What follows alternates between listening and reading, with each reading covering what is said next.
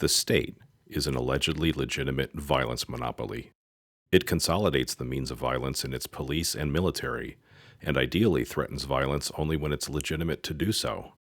Focusing on the relation of the state towards its citizens, the question arises, under what conditions is such state activity actually legitimate? Hi, I'm Pete Mandic, and this is a Mind Chunks moment.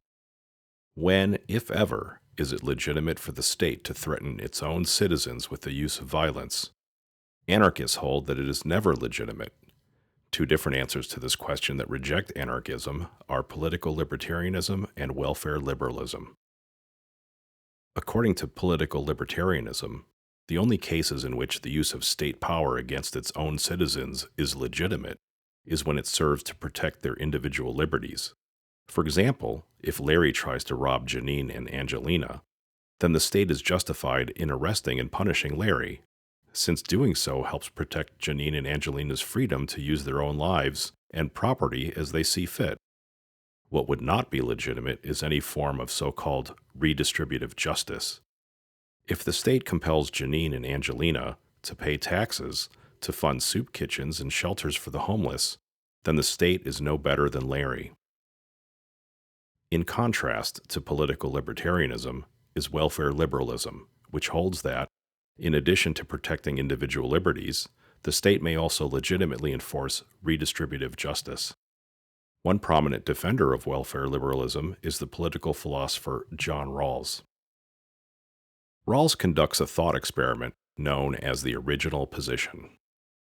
Imagine that before people are born, they exist as rational souls who have freedom to choose what world they will be born into.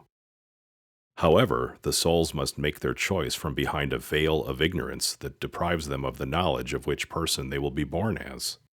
All they know about their potential worlds are general facts about the distribution of advantages and disadvantages in each world.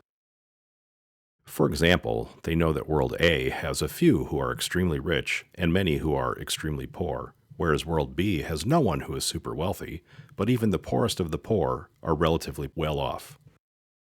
Regardless of which world they choose to be born into, a soul has no control over whether they'll be born as one of the richest or one of the poorest.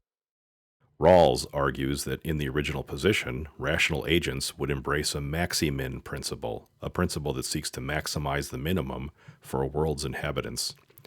Since it is rational to prefer a world in which the worst are better off than in other worlds, it is rational to endorse state actions that promote redistributive justice in addition to protecting individual liberties.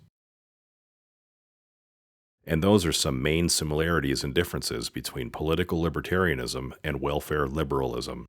They both hold that the state is legitimate when protecting individual liberties. However, political libertarians reject and welfare liberals embrace redistributive justice.